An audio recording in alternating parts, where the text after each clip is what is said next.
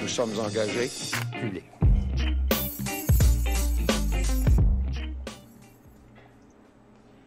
Bienvenue aux Engagés publics, c'est Louis-Philippe Valquette au micro et aujourd'hui je suis avec Benoît Tardif. Salut LP. Et Ronnie Al-Nassir. Bonjour, bonjour. Cette semaine, ça va mal à la shop, on fait des gros parties, en français s'il vous plaît, puis la grosse grève.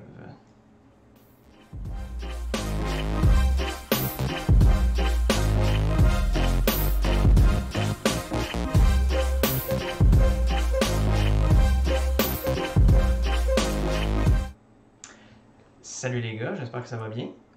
Ça va super bien, toi? Ouais, ça va bien. Puis toi, Ronnie? Bonsoir. Écoute, c'est 3-1 en ce moment. Fin de la deuxième période. On se souhaite un match au Centre Bell samedi. Ouais, fait que d'ici la fin de l'épisode, j'espère que tu vas nous crier le résultat pour que tous les auditeurs puissent le savoir 2 jours en plus tard. retard, mais le savoir Absolument. si jamais ils l'ont pas vu. Absolument. Peut-être que le Canadien va être éliminé le temps qu'on diffuse l'épisode. Ouais, c'est ça. Ouais. Le Canacois? Ah oui, c'est vrai. Excellent. Mais on va commencer, dans le fond, à parler de notre sujet fétiche depuis plus d'1 an, la pandémie. Donc, en fait, on voit le bout du tunnel. Fait que j'imagine qu'on dit plus ou moins la même affaire qu'il y a à peu près 1 an. Mais cette fois-ci, il y a un vaccin, puis le Canada se trouve quand même dans les pays où il y a le plus grand nombre de gens qui ont reçu leur première dose. Fait que ça va quand même pas si mal. Par contre, à ce qui paraît, les moins de 30 ans ont l'air un peu moins pressés de se faire vacciner.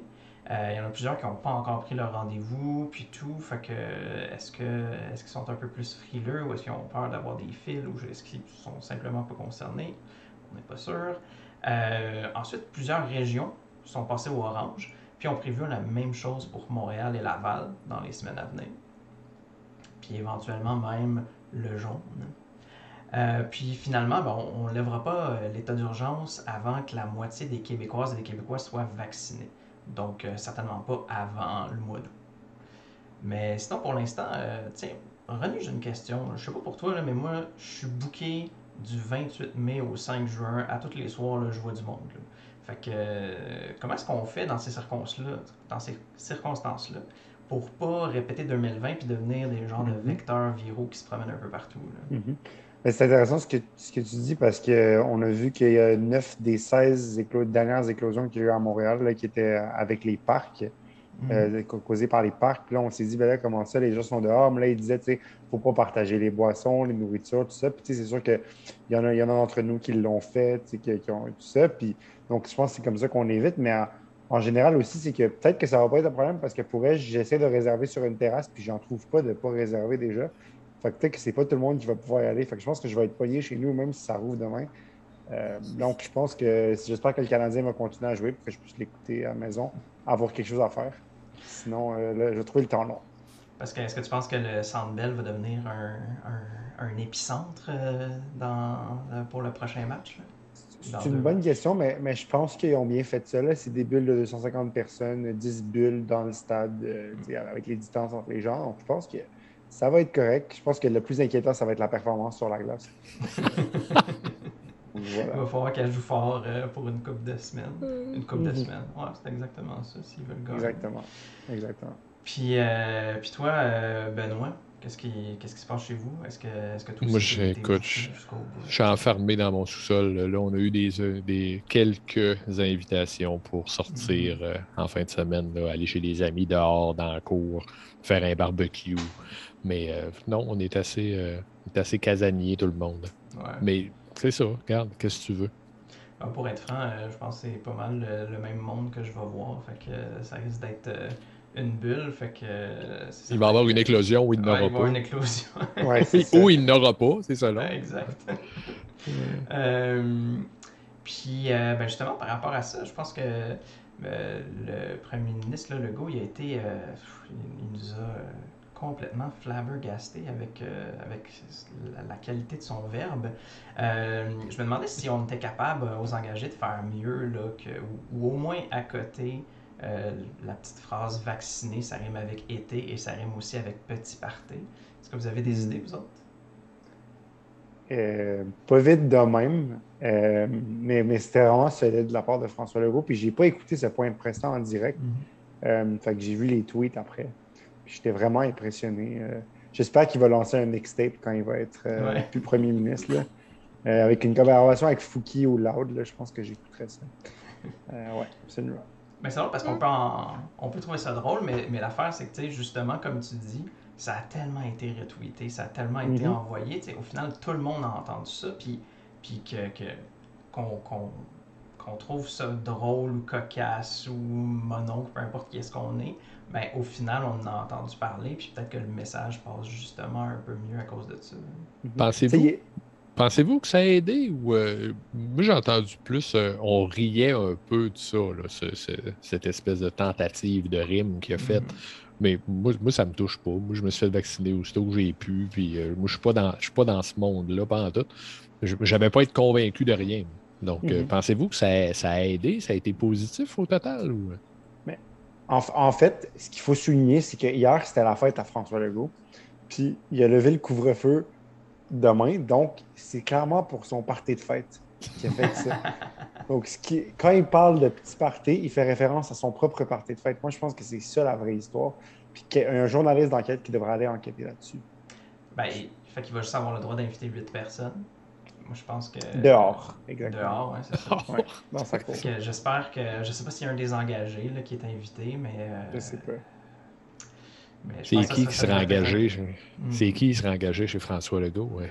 Denis? Denis, ouais, peut-être Denis. Denis nous le dit pas, mais il est en train, il est là à soir en catimini. Quand il a interviewé Éric Kerr, il avait l'air bien mettre chummy avec. Il y avait genre Donjon Dragon en commun puis des choses comme ça. Fait que peut-être qu'il s'est sneaké une petite invitation.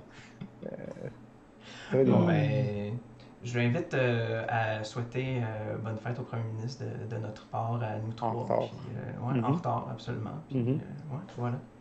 Ouais. De tous les engagés vaccinés. Okay. Exact. Absolument. D'ailleurs, est-ce que vous êtes tous vaccinés, vous autres? Moi, je suis vacciné.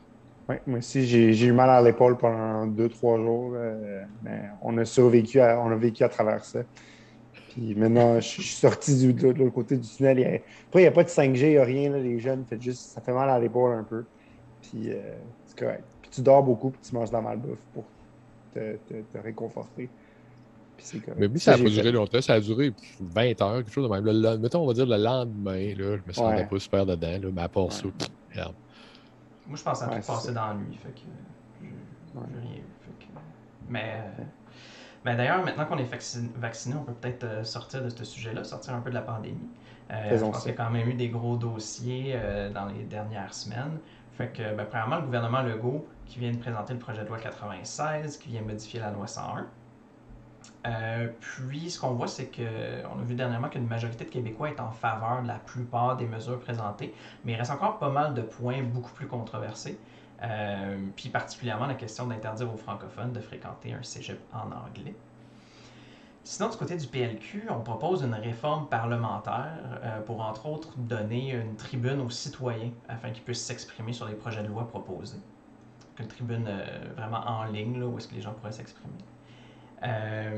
Sinon, on aimerait ça peut-être aussi parler d'élections municipales à Montréal, parce que ça va chauffer pas mal.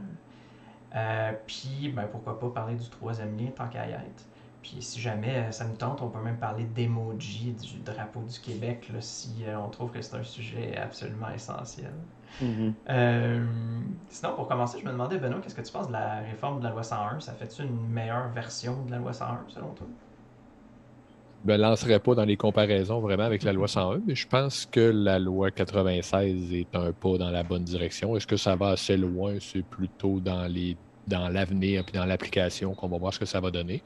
Mais je dirais que je suis assez favorable à cette idée-là. Puis je pense que le gouvernement s'est donné un peu de marge de manœuvre pour faire plaisir aux oppositions là-dedans. Puis en reculant ou en mettant plus, puis en ajustant la loi, justement, pour avoir l'air de, justement, présenter une loi qui répond aux demandes, mais aux préoccupation du plus grand nombre. Là. Je pense qu'ils se sont donné un petit peu de marge de manœuvre avec ça. Ça va-tu faire que la loi va passer rapidement, selon vous autres? Ouais. Rapidement, ils sont majoritaires. Ouais, c'est eux autres qui vont dicter le rythme pas mal, je pense. Mais c'est plus sur... J'ai trouvé ça... C'est une loi qui fait plein de bonnes choses, mais les restreindre l'accès au cégep, là, ça, je suis désolé, je ne peux pas être pour ça parce que c'est juste, ça va créer deux classes de citoyens, selon moi, puis ça va créer ça va rendre les cégeps anglophones encore plus acceptables. En fait, c'est juste l'élite qui va pouvoir accéder aux cégeps anglophones, les plus performants, les plus tout ça, puis ça va comme un peu élitiser l'apprentissage d'une deuxième langue au Québec. Puis ça, je trouve ça vraiment dommage. Moi, c'est ça que j'ai peur qu'il arrive. Il n'y a pas des Québécois francophones qui sont performants, des Québécois allophones qui sont performants? Oui, mais ça va être juste les meilleurs d'entre eux qui vont pouvoir aller dans un cégep anglophone. Puis, tu sais, je veux dire, il y a un problème que ce projet de loi ignore, puis qu'on ignore au Québec, c'est qu'il y a des Québécois qui ne parlent pas bien français, puis il faudrait aussi investir là-dedans. Puis ça, c'est comme, on met l'odieux sur genre les gens qui viennent d'ailleurs, puis qui ne parlent pas français comme langue première, mais puis qui doivent apprendre le français, mais ce serait le fun aussi puis, tu sais, ça vise personne ici ou, tu sais, que je connais, parce que la plupart des gens que je connais, tu sais, je suis dans un cercle assez privilégié où les gens, tu sais, ont une éducation supérieure, tout ça, mais, tu sais, au Québec, on se cachera pas qu'il y a beaucoup d'analphabètes fonctionnels, puis que, tu sais, genre, c'est un problème qu'il faut adresser aussi. Bien, c'est d'améliorer aussi la qualité du français qui est enseigné dans nos écoles publiques, tu sais, à Montréal, en région, peu importe. Donc, c'est ce problème-là qu'on n'adresse pas, puis ça passe. Je pense pas que la solution, elle passe par restreindre l'accès aux cégeps anglophones, surtout qu'il va y avoir encore plus de demandes puis d'étudiants qui vont avoir besoin de place dans les cégeps dans les prochaines années. Ça me semble contre-productif là, pour moi. C'est vraiment pas C'est la mesure, selon moi, que s'il était enlevé du projet de loi, ça ferait un excellent projet de loi, mais ça, je peux pas approuver de ça. Et c'est pas un sujet simple à régler, je pense, c'est le sujet des cégeps en anglais. Là. Puis, tu sais, je comprends pas. Moi, je suis pas allé à l'école en anglais, puis je parle anglais certainement dans le top 10 des Québécois. Là. Donc, je ne sais pas trop. Là, je ne sais pas pourquoi on fait ce lien-là entre l'apprentissage de l'anglais passe nécessairement par la fréquentation des cégeps en anglais. Là. Je ne le vois pas. Il n'est pas clair dans ma tête, ce lien-là. Non, mais tu sais, moi non plus, là, j'ai fait mon secondaire en français, mon cégep en français. J'ai été à McGill pour l'université, mais ça, c'était mon choix. Puis c'était pas pour apprendre l'anglais, je le parlais déjà bien.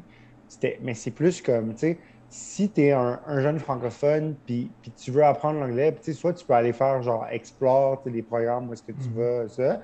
Mais si tu as l'option de faire ton cégep en anglais, ou est-ce que maintenant, ça, c'est une très bonne chose. Puis j'ai dit à ce micro-là déjà par le passé, l'épreuve uniforme de français imposée dans un cégep anglophone, ça, c'est une maudite bonne mesure, puis je suis content qu'ils fassent ça. Ben, si on a une garantie que toi, l'étudiant francophone, en allant au cégep anglophone, tu vas quand même devoir avoir un minimum de français parce que tu vas devoir passer une épreuve uniforme de français et que tu vas pouvoir étudier en anglais en même temps. Il est où le problème? Puis si en même temps, il y a une mesure qui est proposée par, je me souviens plus qui est intéressante, de garantir une session ou je ne sais pas trop quoi en français pour les étudiants des cégeps anglophones. Ça serait une bonne mesure, par exemple. Mais de là à restreindre l'accès aux institutions anglophones, les institutions anglophones nous dépannent parce qu'on manque de place dans les cégeps. Donc, que les francophones aillent dans les cégeps anglophones, ça décharge aussi le système francophone. Puis ça, on n'y pense pas beaucoup. Donc, je pense que c'est pas vraiment là le problème. En fait, je comprends ce qu'on veut adresser comme problème, mais la solution proposée n'adresse pas le problème, selon moi. C'est ça. Le problème, c'est l'anglicisation. Je veux dire, c'est ça. Puis il y en a qui disent que ça va contribuer à l'anglicisation, le fait d'envoyer des francophones au cégep en anglais. Moi, je suis certainement pas qualifié pour me poser un diagnostic puis me dire si c'est vrai ou pas, mais la préoccupation, c'est celle-là.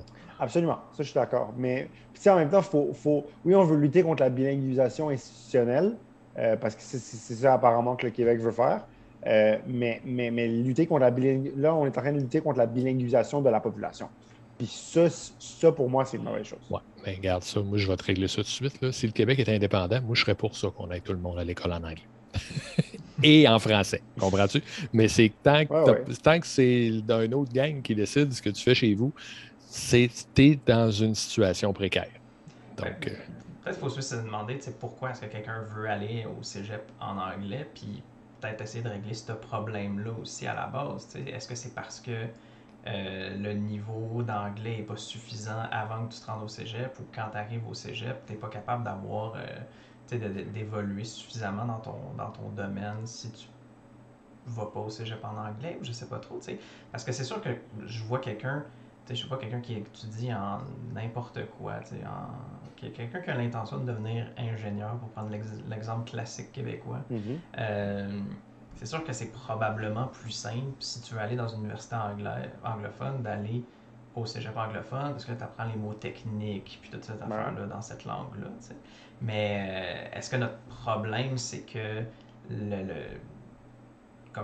cégep francophone est pas capable d'offrir ce niveau-là d'anglais suffisamment, ou je sais pas d'où est-ce que ça vient, ce besoin-là de certaines personnes d'aller au cégep en anglais?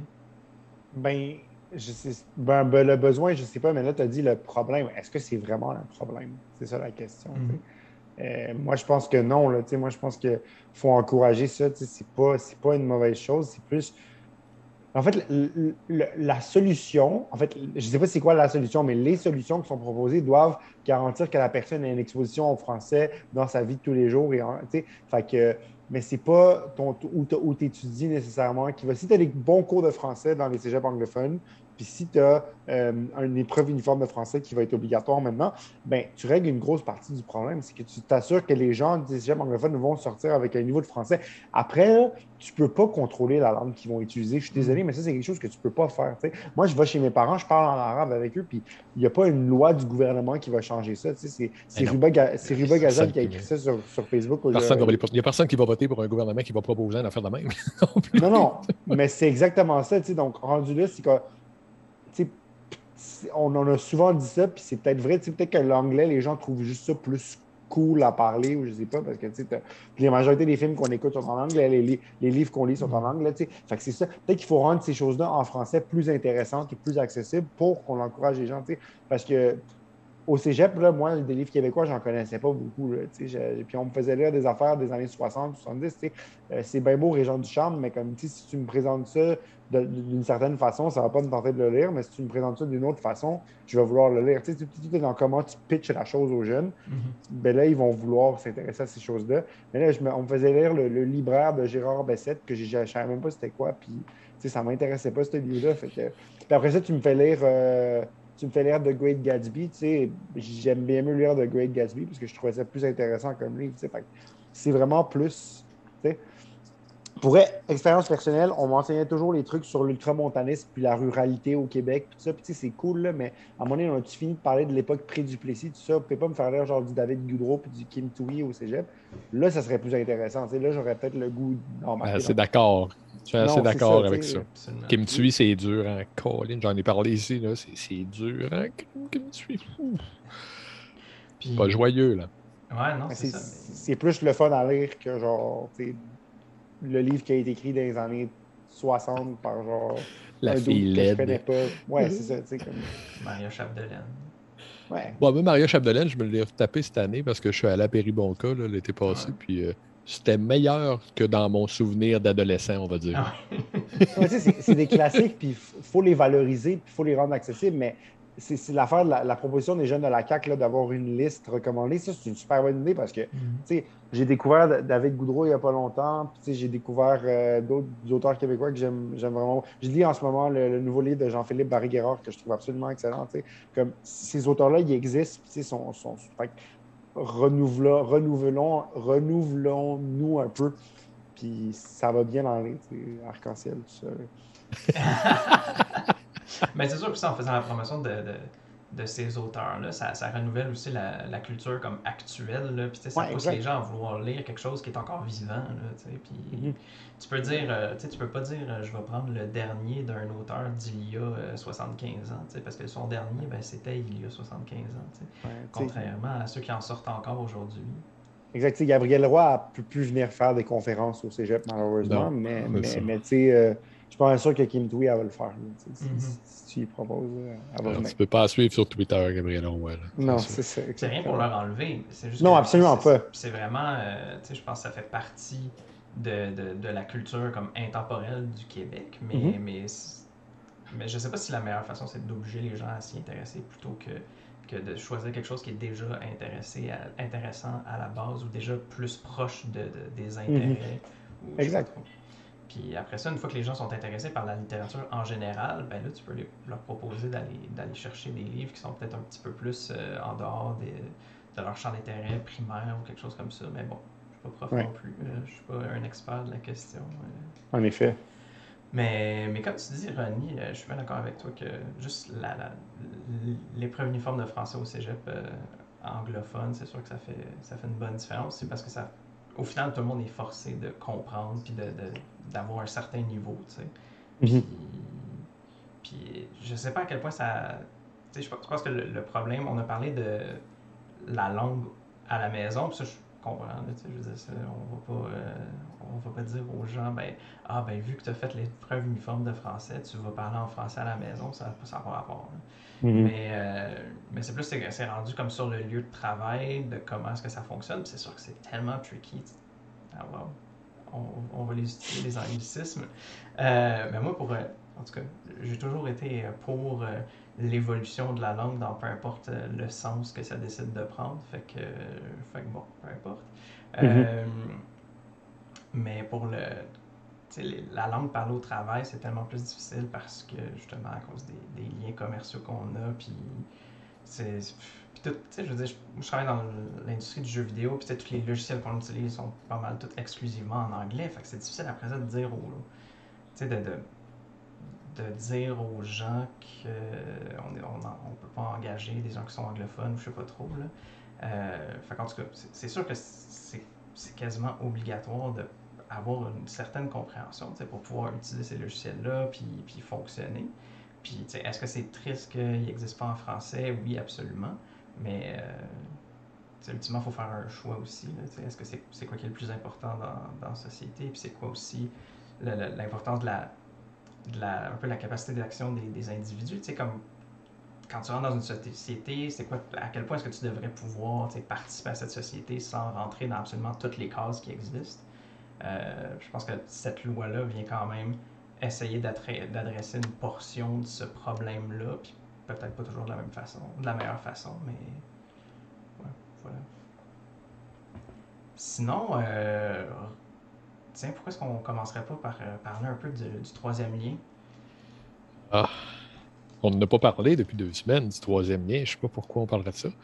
Écoute, moi, ce que j'ai à dire du troisième lien, c'est que tout le monde a joué son rôle sans surprendre personne dans cette affaire-là.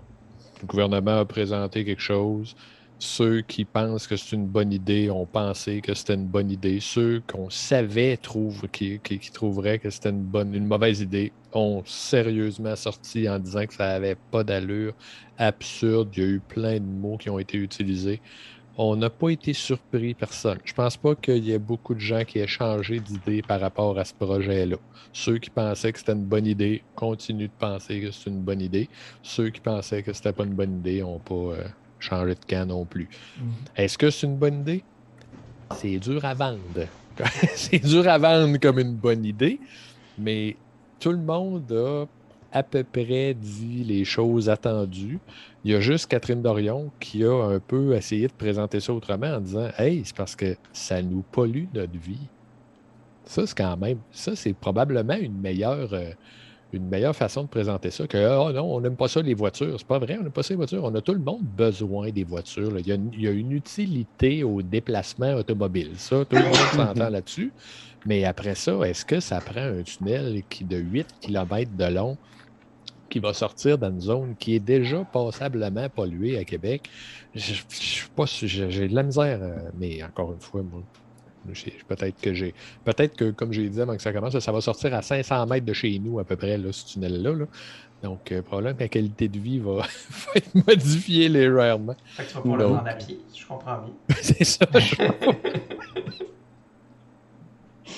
En tout cas, c'est ça. Mais je suis un peu... au total, je suis déçu beaucoup du projet, mais aussi de tout le monde a joué son rôle, le rôle entendu là-dedans.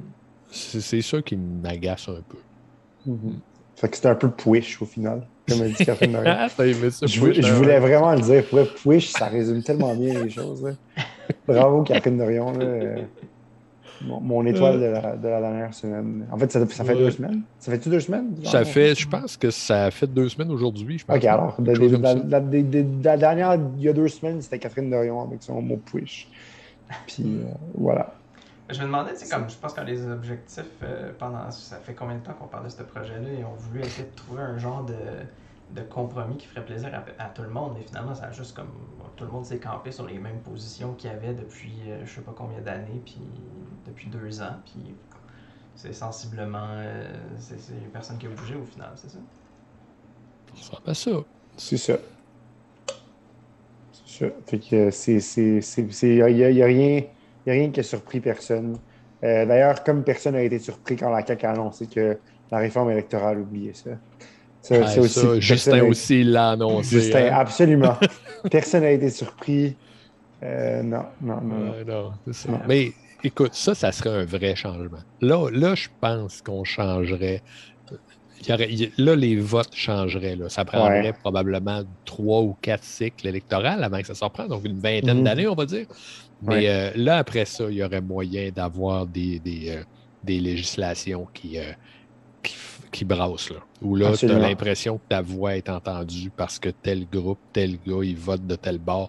Parce que, justement, après ça, il faut que la ligne de parti saute puis que tout le monde vote selon sa conscience. Là. Arriver dans un mode plus républicain, là, ça serait sérieux. Là. Puis ultimement aussi, la définition de qu'est-ce que c'est un parti puis pourquoi est-ce que c'est organisé de telle façon aussi changerait carrément, là, selon moi, parce que quand tu es rendu, là on parle bien d'avoir un mode de scrutin proportionnel. Oui, fait bien sûr. Fait qu'avec ce mode de scrutin-là aussi, vu que tu n'as plus besoin d'avoir une grosse masse critique de monde qui vote pour toi pour avoir un seul élu. Là, fait que tu peux avoir des partis qui font plaisir à, je sais pas, 150 000 personnes. Aujourd'hui, c'est absolument pas viable. Mais dans ce scénario-là, peut-être qu'il pourrait avoir un élu. Là, fait que, et après ça, cet élu-là, il fait des ententes avec un autre. Puis quand ça fait pas, il fait une entente avec un autre. Puis tu sais, ça changerait la dynamique de OK, t'es majoritaire, tu te passes le bulldozer pendant 4 ans. En tout cas. Après ça, on se demande pourquoi les gens ne s'intéressent plus à la politique. Probablement parce que c'est pas intéressant. Absolument, mais oui. J'allais dire, pour ramener ça au troisième lien, il aurait dû faire des vrais consensus si c'était dans ce cas-là, avec une proportionnelle, parce qu'il faudrait vraiment négocier avec d'autres acteurs qui ont tous aussi du pouvoir, au lieu d'avoir ceux qui sont le pour puis le contre, puis de toute façon, c'est tous les mêmes qui ont le pouvoir, fait que ça change pas grand-chose. Absolument. Puis à Québec, il y a le tramway aussi. Là. Ils ont changé le trajet. Là, puis là, le tramway il va passer où il n'y a personne qui le prend. Tu sais, je veux dire, à un moment donné, t'es le calice. C'est quoi ça? Non, mais c'est comme le REM ici, là, ils font passer où il y a déjà un autre train. Fait que c'est parfait. C'est absolument. Le genre de projet là, qui construisent l'avenir. Oui, absolument. Bon, j'exagère un peu, il n'y a pas personne, mais il y aurait eu beaucoup plus d'achalandage s'il l'avait passé selon le plan initial. C'est la première avenue jusqu'à Charlebourg, où il y a vraiment une densité de population plus importante que vers Beauport par la Canardière. Mais c'est ça, puis ça c'est tous des enjeux de proximité, fait qu'il y a les élections municipales cette année. Puis ça, faut que les gens s'intéressent aux élections municipales cette année. J'encourage tout le monde à s'y intéresser. Puis il se passe des choses. Là. À Québec, veux-tu nous en parler un peu, Benoît? À Québec, il va y avoir beaucoup de monde. Là. Ils sont 5 candidats annoncés. Puis là, il y a eu une rumeur qu'il y aurait un candidat qui a été appelé un candidat libéral. Donc, à la Samamad, à la je ne sais plus qui. Sébastien Proulx. Sébastien Proulx. Ouais, je voulais l'appeler Sylvain, mais oui, c'est ça, Sébastien Proulx. Ouais. Mais ça, je l'ai entendu parler la semaine passée. Il y a eu des rumeurs la semaine passée, puis là, ça n'a pas sorti cette semaine. Fait qu'on ne sait pas c'est qui, mais on sait qu'il y a peut-être quelqu'un qui attend. Ouais, il attend de voir. Mais là, il y a déjà pas mal de monde. Là. Tu vois, là, il y a la madame d'équipe Labaume qui va reprendre. Là, Ouais, c'est ça va vrai. s'appeler Madame Savard, l'équipe, je sais pas quoi, l'équipe Marie-Josée Savard, j'imagine. Puis il y a Jean-François Gosselin qui, lui, va pas s'en aller. Lui, il a perdu 0 vote avec le troisième lien. C'est sûr que lui, il a perdu 0 Wow. vote. Il y a le monsieur Jean Rousseau, il y a Jacqueline Smith qui a je pense, je sais même, je la connais personnellement. Je pense que je pourrais dire que c'est la représentante Québec solidaire de la course de la mairie, à la mairie. Ah Puis il y a ouais. Bruno Marchand qui, lui, serait plus péquiste, mettons. Il manquerait un libéral. Là. Je pense qu'il y en a Ouais. qui ont regardé ça, puis ils se sont dit, il me semble qu'il manque un libéral dans Ah, ce course-là. Agnès Maltais, il va pas, non? Je pense que ça y a pas tenté longtemps. OK. Ouais. Je la connais pas assez pour me prononcer là-dessus, là, mais je suis pas sûr que ça y a beaucoup. Ça l'a tenté beaucoup. Mais là, avec la popularité de Le Bon, est-ce que tu penses que ça va jouer dur ou ça va être comme quasiment un semi-transfert de pouvoir ou ça va chauffer pas mal? Là? Je pense pas que Mme Savard va ramasser tous les votes de la Beaume gratuitement. Là. Moi, je la connais pas suffisamment pour me faire une idée sur elle, donc peut-être que c'est pleine de bon sens, puis que son style va plaire, puis il y a plein de choses. Je la connais pas.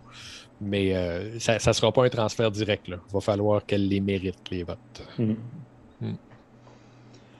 C'est intéressant. Puis, Ronnie, tu veux nous parler de Montréal un peu? Ouais, Hey, ben, il y a un Montréal. nouveau sondage DG qui est sorti. Denis Coderre en avance 12 points sur Valérie Plante. C'est inquiétant pour elle. C'est terrible. Non, mais je veux dire, c'est que moi, je pense que ce qui est le plus épouvantable dans ça, c'est qu'à Montréal, il y a le choix entre Valérie Plante et Denis Coderre, 2 élections de suite. Je veux dire, il est là le drame dans cette élection-là. Après ça, les gens en ont un peu assez de la mairesse actuelle, que ce soit Valérie Plante ou un autre. Tu sais, de la même façon qu'il y en avait assez de Coderre il y a 4 ans. Là, vous allez remettre Coderre. Ben, Ah, non, là! ben, il y a d'autres choix, mais c'est juste qu'ils ne vont pas faire un impact, je pense. Là. Genre, il y a un joueur des Alouettes, un ancien joueur des Alouettes, qui a annoncé sa candidature pour être maire. Il s'appelle Balarama Holness. Puis, en fond, c'est lui qui est responsable pour la consultation sur le racisme systémique à Montréal. Donc, c'est lui qui a mené la pétition, tout ça, qui a trouvé les signatures. Puis, il était candidat pour Projet Montréal pour l'arrondissement Montréal-Nord en 2017. Puis là, il se lance. Puis, il a toujours dit. Puis, je pense qu'il va plus prendre des votes à Projet Montréal parce qu'il est un peu plus de gauche. Puis, pour revenir au sondage DG, ce qui est intéressant, c'est qu'il y a certaines catégories pour lesquelles les gens font plus confiance à Denis Coderre, puis d'autres à Valérie Plante. Espace vert, cycliste, tout ça, Valérie Plante, elle les a acquis. Cependant, développement économique, récupération post-pandémie, les gens font plus confiance à Coderre. Les plus jeunes veulent voter Plante, mais à partir de, mettons, 35 ans, les gens votent pour Denis Coderre. Puis c'est qui ces gens-là? Ben, c'est des gens qui votent.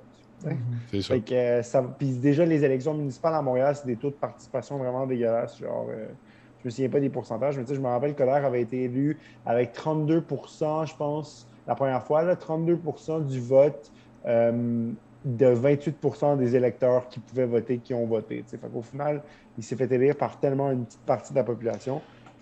Fait que, on dit souvent qu'au municipal, tu prends 3-4 amis, tu poses des pancartes puis tu gagnes. Là. Ben, c'est peut-être pas ça à Montréal, mais c'est l'équivalent montréalais de ça. Tu n'as pas besoin que tant de monde vote pour toi pour gagner des élections municipales. Puis ça, c'est triste parce que les gens ne participent pas. Puis là, il y a Projet Montréal qui ne veut pas accorder le droit de vote aux gens par la poste, aux aînés. Ils ne veulent pas le mettre en place. Puis il y a aussi un débat quant à savoir si on l'accorde aux résidents permanents. Puis ça n'a pas l'air de vouloir se faire. Moi, je pense qu'on devrait. Je trouve que ces gens-là méritent de voter parce que même s'ils ne sont pas citoyens canadiens, ça les affecte pareil. Tu sais, qu'est-ce qui se passe au municipal? Ils vivent là. Donc, tu sais, c'est pas comme le provincial puis le fédéral parce que c'est peut-être un peu plus loin de toi. Mais c'est ça. Donc, moi, je pense qu'ils devraient avoir le droit de vote, mais ça, c'est un autre débat pour eux. Fait que ça va être intéressant. Là. C'est 3-2 Canadiens en ce moment contre les Leafs. Combien de temps il reste? Jake Mosin a marqué. Fait que là, c'est pas mal l'équivalent. C'est serré, là. C'est comme la course à Montréal, elle va être serrée aussi. Donc, voilà. Puis, mais c'est ça, avec les taux de participation là, qui sont si bas, là, c'est quand même, je sais pas, c'est quand même triste, là, surtout que, tu sais, les causes qui sont touchées par le municipal, c'est tellement comme notre day-to-day, c'est qu'est-ce qu'on fait dans le quotidien, là, Ben oui. à Montréal, c'est aller prendre le transport en commun, ça tombe un peu dans Ben oui. dans cette tâche-là. Tu sais, comme quasiment tout ce que tu fais dans ta vie de tous les jours, c'est encore plus touché par l'administration municipale que par le Absolument. provincial puis le fédéral.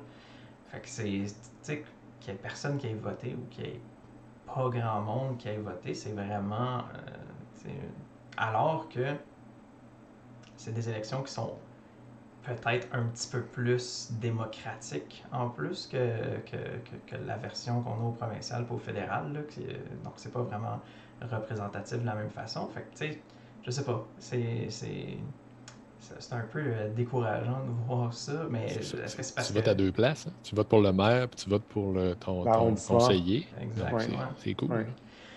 Puis puis tu sais, Ton maire d'arrondissement. c'est ça, ben, puis ton arrondissement, puis ton conseiller municipal, puis tout ça, c'est tous des gens qui sont comme extrêmement proches de toi. Moi, mon conseiller municipal, il gère comme je sais même pas 2 km² qui est autour de chez nous. Là, je veux dire, c'est extrêmement de proximité, là, comparé mon député fédéral qui gouverne je sais pas moi, 150 000 personnes là, versus l'autre qui représente juste 20 000 ou quelque chose de même. Fait que je pense que c'est la personne qu'on est capable d'avoir la plus proche de nous puis qui peut avoir le plus d'impact sur notre vie quotidienne. Puis c'est les gens pour qui on vote le moins, c'est un peu... Ouais. Moi, je vous encourage à aller voter. Allez voter au municipal. Ronnie. Oui. Puis, surtout Ronnie, parce que tu es à Montréal. Benoît, là, tu peux faire ce que tu veux. Selon, si tu veux ton 3e lien ou pas, là, tu peux voter selon ça. Pas moi qui va décider ça, le 3e lien, je peux te dire ça. Non, absolument pas. Malheureusement. Non, c'est ça. Mais écoutez, c'est le municipal, c'est pas hot, là. Les gens trouvent pas ça hot, mais il faudrait vraiment s'y intéresser plus parce que... Et pourtant, hein, c'est ça. Ouais. Mais si tu as vraiment envie de faire changer quelque chose, là, c'est probablement au municipal que tu as le plus de poignes. Ben ouais, absolument. Absolument. Ouais. Passons un peu au fédéral, parce que ça a bougé aussi de ce côté-là. On va parler plus particulièrement du gouvernement fédéral qui a présenté sa loi sur les télécoms, qui vont encadrer les activités des géants du web. En gros, les conservateurs, ils ont affirmé que la loi viendrait brimer la liberté d'expression, bien sûr. Tandis que pour le Bloc, l'affaire est pas mal réglée après toutes les discussions puis en commission. Le projet a grandement été amélioré. Il protège suffisamment le français pour que le Bloc l'appuie. Le NPD reste encore un peu de travail à faire, mais là, pas mal tout le monde s'entend pour dire que ça devrait avancer relativement rapidement. Surtout qu'il y a beaucoup de monde qui veulent protéger les acteurs du milieu culturel canadien. Fait que, Ronnie, toi, penses-tu qu'on va pouvoir continuer à dire ce qu'on veut aux engagés ou est-ce qu'on va brimer notre liberté d'expression? Moi, je pense que Steven Guilbeault, il me surveille tout le temps, puis il s'assure que je dis pas de niaiseries.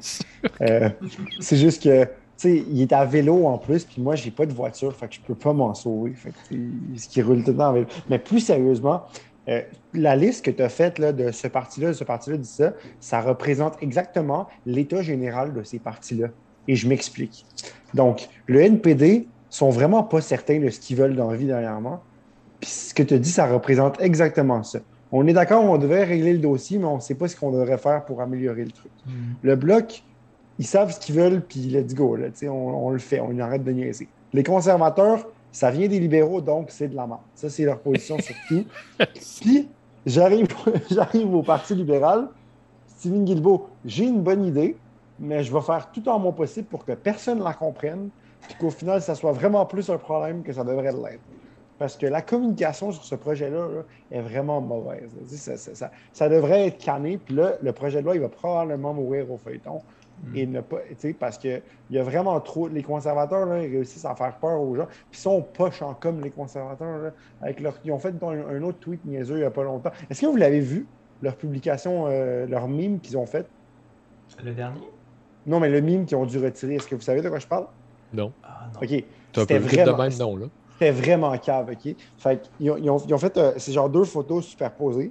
La première, c'est des gens qui s'amusent et qui font un party, genre. Puis la deuxième, c'est un dude avec un masque d'oxygène qui est à l'hôpital, genre, tu sais. Puis là, ça dit, puisque Trudeau, il a dit, on va avoir un one-dose summer, genre un été à une dose. Où est-ce que, tu sais, les gens n'auront pas eu leur deuxième dose, mais on va pouvoir les confiner et avoir un peu de fun. Puis là, les gens, ils ont dit, les conservateurs, ils ont mis, la première image, c'était genre, a real summer, puis le gars qui était genre à l'hôpital, c'était un Trudeau summer, tu sais. Fait que là, c'est comme leur façon de communiquer que de dire genre Justin Trudeau, puis c'était écrit les Canadiens méritent mieux, Justin Trudeau ne peut pas nous donner genre ce qu'on mérite. T'sais. Comme si c'était lui qui décidait quand les gens allaient avoir leur. Puis là, ils l'ont retiré sans aucune explication de pourquoi ils l'ont retiré. Quand c'est ce parti push-là, genre, qui fait en sorte que ton projet de loi qui est vraiment obvious, puis que comme il est vraiment nécessaire, plante, puis que ça prend du temps, il y a un problème. C'est parce que ça n'arrive pas à communiquer la chose comme du monde. Tu sais, Stephen Guilbeault, c'est un ancien écologiste qui a été comme porte-parole d'éditeur pendant je ne sais pas trop combien de temps. Je comprends pas qu'il n'est pas capable de communiquer ça et d'être plus efficace là-dessus. Moi, je suis vraiment comme. Pour elle, tout le monde en parle avec Jack Meeting puis François Blanchet, c'était comme le panel, tout le monde en parle, tout le monde est d'accord. Ouais, j'ai jamais vu ça. Là, genre, t'es d'accord? Ouais. T'es d'accord? Ouais. OK, ben on l'a dessus. Ouais, pourquoi pas? Genre, c'était ça. En tout cas, bref. Fait que je suis vraiment à l'école du gouvernement libéral là, pour elle. Il n'y a pas beaucoup de raisons. Wish. C'est pas déjà passé, on dirait. C'est Push, exactement. Les coms sont Push, c'est ça. Exactement. Mais encore une fois, c'est la game. Hein. Moi, je pense que c'est ça qui m'agace le plus, que ce soit au fédéral ou au provincial. Là, c'est tout le monde joue la game. Mm-hmm. Tout le monde joue exactement le rôle qu'ils pensent qu'ils doivent jouer. Puis la NPD sont pas sûrs de c'est quoi leur rôle, c'est pour ça qu'ils sont aussi mélangés. C'est comme Ronnie l'a dit. C'est ça. C'est exactement ça. Puis je pense que la solution, c'est que ça nous prend un gouverneur général. Parce qu'on n'en a pas en ce moment. Tu as envoyé ton CV, quelque chose? Écoute, j'ai essayé de remplir l'application, mais je sais pas, je me suis désisté.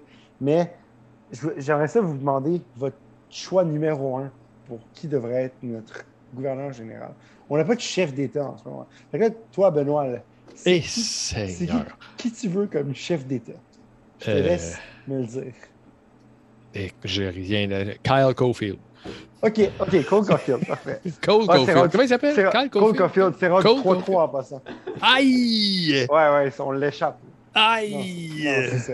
Mais oui, fait que, OK, Cole Caulfield. Allez, Louis-Philippe, c'est qui ton... Ben, moi, je pense que vu que la dernière fois qu'on a eu un astronaute sur la job, ça a super bien été là, dans ce genre de poste-là. Fait que let's go là, genre Chris Hadfield. Là. Chris Hadfield. Il va nous chanter David Bowie. Ben oui, de toute façon. Voilà le discours du trône. À quoi ça sert un gouverneur général anyway, ça? OK. Moi, je pense que ça devrait être Wayne Gretzky. Parce que Wayne Gretzky n'est pas divisif. Tout le monde est d'accord avec Wayne Gretzky. Puis il a créé une... En fait, c'est pas vrai. Wayne Gretzky, cette semaine, a divisé les Canadiens. OK, écoutez ça. En fait, non, c'est pas cette semaine. Ça fait une couple d'années, mais j'ai lu l'article cette semaine. C'est comme retourné dans mon fil d'actualité. En fait, à la place de dire Z, comme les anglophones disent, il a dit Z. Là, ça l'a vraiment divisé les gens. Vraiment. Ça, c'est comme les Américains. Exactement. Ouais, je pense que Wayne Gretzky peut pas a être une gouverneur portée... général du Canada s'il parle de même. Là.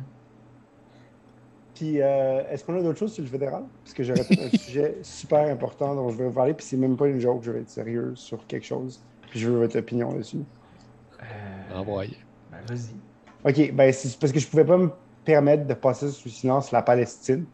Je pense qu'on doit en parler parce que c'est vraiment... c'est vraiment, encore une fois, un exemple de comment les gouvernements de l'Ouest n'osent pas, genre... ébranler un peu l'ordre mondial établi, alors qu'Israël fait de l'apartheid, fait du nettoyage ethnique, fait tout ça. Fait que, moi, j'ai mon opinion là-dessus, mais j'aimerais ça, je peux vous entendre là-dessus, qu'on en parle un peu. Comment est-ce que vous avez suivi ça? Qu'est-ce que vous en pensez? Ben, je vais aller. Dans le fond, je trouve ça aberrant là, que ça fait combien d'années que le monde dise « Ah oui, la solution, c'est la solution à 2 États, patati patata, puis on dirait, tu sais, comme, je suis pas sûr là, que si tu fais juste checker les nouvelles, puis tu fais juste comme tendre un peu l'oreille, t'as l'impression que ça doit avancer si tout le monde dit la même affaire. On s'entend? Je veux dire, j'ai pas l'impression qu'on entend beaucoup autre chose que ah oui, on va régler ça, solution à 2 États, patati patata. C'est la seule chose qu'on entend depuis 25 ans, ou plus, probablement plus. Et plus. Ouais. Ça fait juste 25 ans que j'écoute les nouvelles, j'ai commencé à 6 ans. Okay. Mais t'entends ça, mais faut que tu sois conscient que tout le monde dit ça, mais dans les actions, il n'y a rien qui se passe ou pas grand-chose, là, parce qu'au final, tu sais, qu'est-ce qui s'est passé dernièrement? Le Conseil de sécurité, on peut pas statuer, puis tu sais, toutes les instances internationales sont pas capables de faire avancer les dossiers, excepté les dossiers des réfugiés, parce qu'ils finissent par en avoir, puis ils ont besoin d'aide humanitaire. Ça, c'est les seules affaires qui sont capables de continuer à avancer. Mais crime, c'est juste parce que les autres dossiers avancent pas qu'on est obligé de se rendre là. C'est dur de trouver un bon dans cette histoire-là, moi, je trouve. Tu sais, je comprends que c'est dur de trouver un bon. Je veux dire, les roquettes, ils venaient là, de la Palestine vers l'Israël. C'est arrivé pour vrai, là, ça. Là. Donc, du Hamas. Puis dans l'autre sens, c'est arrivé aussi. Tu sais, c'est qu'à un moment donné, c'est dur de distinguer les bons des méchants. Puis celui que tu vas considérer le bon a beaucoup à voir avec quel côté de la clôture tu te trouves. Puis je pense que c'est plus compliqué que ça, ce dossier-là, parce que, justement, comme LP l'a dit, ça fait longtemps là, que ça zigonne ça. Si c'était simple, ça serait réglé. Là. Mais pourquoi c'est pas réglé? C'est ça qui me dépasse. Moi, voyons, il n'y a personne qui se rend compte que c'est mauvais pour tout le monde de cette affaire-là. Mais je comprends pas. Juste, tu sais, malgré que c'est compliqué, là, quand comme l'Occident a décidé d'établir l'État d'Israël, ça n'a pas été terriblement compliqué. Ça s'est fait, ils ont tassé du monde, ils ont ramené du monde, ils ont organisé un gouvernement, ils ont donné ça à du monde, puis voilà. Mais là, c'est le temps un peu de réfléchir à pourquoi est-ce qu'on a fait ça de même, comment est-ce qu'on a décidé de faire ça, puis cette réflexion-là, on veut juste pas l'avoir. Non, c'est ça, c'est qu'on dirait. Puis, tu sais, c'est que je sais que là, le Québec n'est pas un pays, puis, tu sais, genre, qu'on peut pas. Généralement, tu sais, je pense que François Legault, c'est même pas. Tu sais, il n'a rien dit là-dessus, là, tu sais, il n'a jamais été questionné là-dessus, plutôt, mais comme, est-ce que la responsabilité, est-ce que le Canada ou, tu sais, un pays plus petit comme ça peut, selon vous, comme reprendre le lead s'il voulait sur quelque chose comme ça, ou est-ce que ça appartient vraiment plus aux États-Unis de mener la charge, ou, tu sais, les pays. Qui ont vraiment de l'influence, les pays avec du soft power, est-ce qu'ils peuvent vraiment prendre la charge ou est-ce que ça prend vraiment plus du pouvoir militaire et économique pour... Parce que, tu sais, en fait, c'est que ça pour moi, c'est plus un symptôme plus grand de genre la diplomatie canadienne qui est un peu... tu sais, les deux Michael sont en Chine depuis 960 jours, j'ai vu aujourd'hui. Puis, tu sais, comme on les a toujours pas libérés. Puis, on se fie à d'autres gouvernements pour comme négocier leur sortie pour nous. Puis, même chose pour Raif Badawi, qui n'est toujours pas libéré, puis qui n'est toujours pas rapatrié au Canada. Ben, là, la Palestine, c'est comme on dirait que même avec un État, on est comme impuissant si on n'est pas une grande puissance. Fait que, ma question, c'est plus, est-ce que les petites moyennes puissances ont une voix là-dedans? Est-ce que c'est vraiment les grandes puissances qui... Je pense qu'il y a une autre game aussi, selon moi, quand on parle de ces cas-là, c'est aussi que le Canada a pas comme ni les guts, ni la capacité en termes de juridique comme international de faire des moves. Parce que, tu sais, mettons, le Canada décide, allez chier, on coupe, je sais pas moi, les liens économiques avec vous autres tant que vous nous ramassez pas notre monde. Ou tant que vous, tu sais, peu importe, ben là, c'est quoi qui va arriver? Ah là, ça va être des batailles judiciaires parce que ils n'ont pas le droit d'arrêter le commerce avec nous, patati patata. Fait qu'on est tellement comme pogné dans cette espèce de monde géopolitique globalisé que dès que tu touches à une affaire, ça finit par toucher à tous les aspects de cette société-monde-là. Exact, Puis tout finit par être comme extrêmement compliqué. Fait que tu peux pas juste... Tu peux pas te demander, c'est quoi la meilleure façon, c'est quoi les meilleures pressions que je peux faire, ben je vais les faire parce que faut que tu penses aux 50 000 trucs auxquels tu touches qui t'empêchent de potentiellement utiliser ça. Puis ça, oui, des questions juridiques, mais après ça, c'est comme, le Canada, ben là, attends une minute, là, si on coupe les liens avec tel pays, peut-être qu'on ne sera pas capable de vendre toute notre soya. Fait que là, c'est un coût Exact. économique. Ben là, c'est quoi le calcul, tu sais? Est-ce que c'est correct si on perd, je sais pas moi, 50 millions en vente de soya en échange que 2 personnes restent emprisonnées ou, c'est comme, Ouais, le ouais. calcul pour comme. C'est comme si C'est c'était que- une trop grosse patente pour comme pouvoir faire ce calcul-là qui est comme juste Mhm. trop complexe. Là. Absolument, ouais. C'est que c'est vraiment le, tu sais, l'ordre international est tellement complexe. Puis, tu sais, on l'a vu avec la pandémie, la mondialisation, tout ce qui se passe Mhm. ailleurs qui nous affecte. Ben, ça, c'est un peu c'est aussi un symptôme de ça. Là. Ce conflit-là, il ne se réglera pas demain. Puis, en tout cas, je fallait qu'on en parle parce que je trouvais ça vraiment, tu sais, je trouvais ça vraiment, vraiment comme, on ne pouvait pas passer ça sous silence, surtout, tu sais, comme, c'était vraiment, il fallait qu'on mentionne ce qui se passe. Puis, tu sais, si les gens veulent faire un don, je sais pas, tu sais, ou tu sais, il y a des manifs, tu sais, je sais pas, c'est bien ce que les gens font, mais en tout cas, j'aimerais ça que ça se règle. Je pense que, tu sais, comme, même en n'étant pas souverainiste, tu sais, faisant partie d'une société comme le Québec, où est-ce que, tu sais, genre, on essaie d'avoir toujours plus d'autonomie, là. Tu sais, moi, je suis pas pour la séparation, mais tu sais, on a des différentes solutions à un même problème, tu sais. C'est quand même, je pense que les Palestiniens ont droit à genre leur terre puis leur survie. Là. On Puis doit avoir la paix minimum, en tout cas. c'est ça, exactement. Ouais. Ouais. C'est sûr que Ça. Je pense que au final, ben, tu sais, faut faire un choix de est-ce qu'on prend des mesures, on met nos culottes, puis on Mhm. décide malgré qu'on. Tu sais, comme peu importe ce qu'on fait dans le monde, il va y avoir des impacts. Mhm. Puis il faut pas juste avoir peur des impacts. Le crime, on s'est mis en confinement pendant un an. Puis oui, il y a des impacts, il y a des impacts économiques, etc. Puis on a été capable de le faire parce qu'on n'était pas pour laisser 1 million de personnes mourir. Tu sais. Ouais, ouais, c'est Mais ça. après ça, quand tu regardes ce qui se passe là-bas, ben, c'est une situation équivalente. Là, où comme, tu sais, en Ouais. termes comme, tu sais, il y a des gens qui sont en train de mourir. Puis qu'est-ce qu'on fait? Est-ce qu'on décide de faire un move plus intense, plus comme avec, je sais pas,